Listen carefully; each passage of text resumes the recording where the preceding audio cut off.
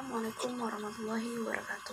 Perkenalkan, nama saya Dwi Trisnanirum dari jurusan Pendidikan Bahasa Arab kelas 6A. Di sini saya akan menjelaskan tentang Makkiyah dan Madaniyah.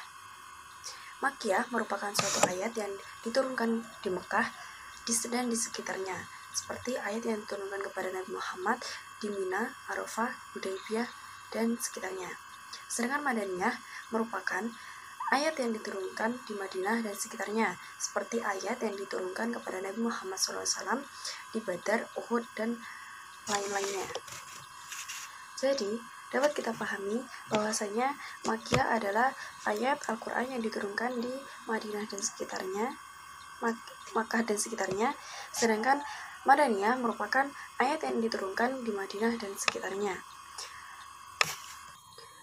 Berdasarkan waktu turunnya Al-Quran, Makkiyah merupakan ayat Al-Quran yang diturunkan sebelum hijrahnya Nabi Muhammad SAW ke Madinah, sekalipun ayat tersebut turun di luar kota. Sedangkan Madaniyah merupakan ayat Al-Quran yang diturunkan setelah Nabi hijrah ke Madinah, meskipun ayat tersebut turunnya bukan di kota Madinah. Jadi walaupun ayat Al-Quran diturunkan di Mekah atau Arafah setelah hijrah, termasuk ke dalam golongan Madaniyah, serta itu karakteristik ayat Makkiyah. Surat Makkiyah itu terdapat beberapa karakteristik menurut para ulama yang sudah disepakati. Adapun ketentuan Makkiyah ialah yang pertama, setiap surat yang di dalamnya mengandung as-sajdah. Yang kedua, setiap surat yang mengandung lafadz kalla, lafadz ini hanya terdapat dalam separuh terakhir dari Al-Quran. Yang ketiga yaitu setiap surat yang mengandung ya ayyuhan nasu dan tidak mengandung ya ayyuhalladzina amanu, terkecuali surat Al-Hajj yang akhirnya terdapat ya Al-Hajj. Kemudian yang keempat, setiap surat yang mengandung kisah para nabi dan umat terdahulu kecuali surat Al-Baqarah. Yang kelima, setiap surat yang mengandung kisah Adam dan Iblis kecuali surat Al-Baqarah. Yang keenam, setiap surat yang dibuka dengan huruf-huruf hijaiyah seperti Alif Lam Mim, Alif Lam Ra, Hamim, dan lain-lainnya, terkecuali surat Al-Baqarah dan Al-Imran. Sedangkan Al-Ra'd masih diperselisihkan. Yang selanjutnya yaitu keistimewaan ayat Makkiyah sebagai berikut.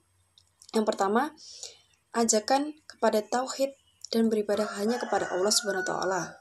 Yang kedua, penetapan dasar-dasar ibadah dan muamalah, etika, keutamaan umum. Yang ketiga, menyebutkan kisah nabi dan umat-umat terdahulu sebagai pelajaran bagi sebelum mereka.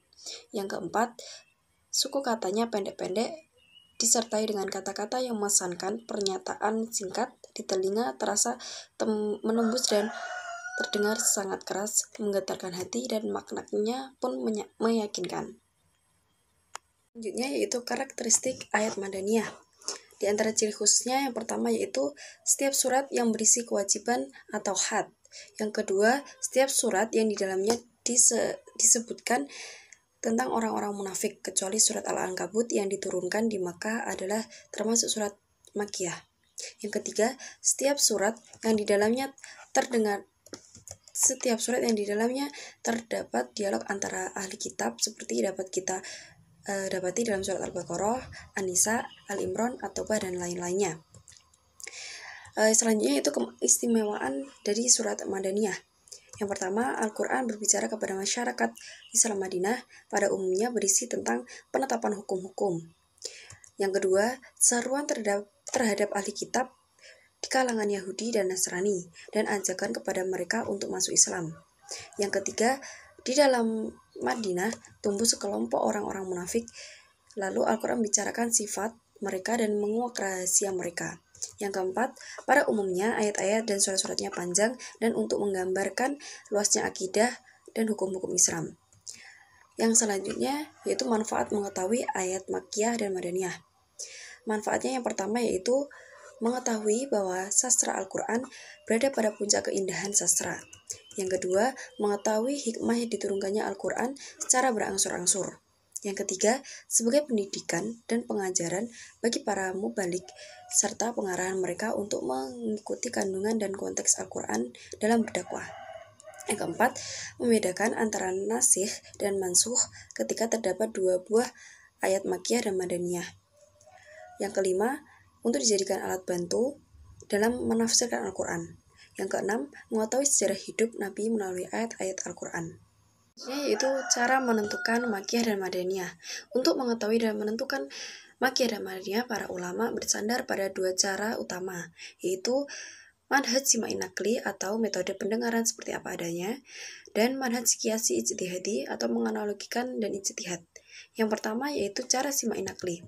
Berdasarkan pada riwayat sahih para sahabat yang hidup pada saat dan menyaksikan turunnya wahyu, atau dari para tabi'in yang menerima dan mendengar dari para sahabat bagaimana, di mana dan peristiwa apa yang berkaitan dengan turunnya wahyu itu. Yang kedua yaitu cara qiyasi ijtihadi. Berdasarkan pada ciri-ciri Makkiyah dan Madaniyah.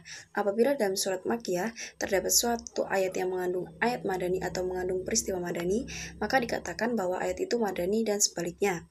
Bila dalam satu surat terdapat ciri-ciri Makkiyah, maka surat itu dinamakan surat Makkiyah.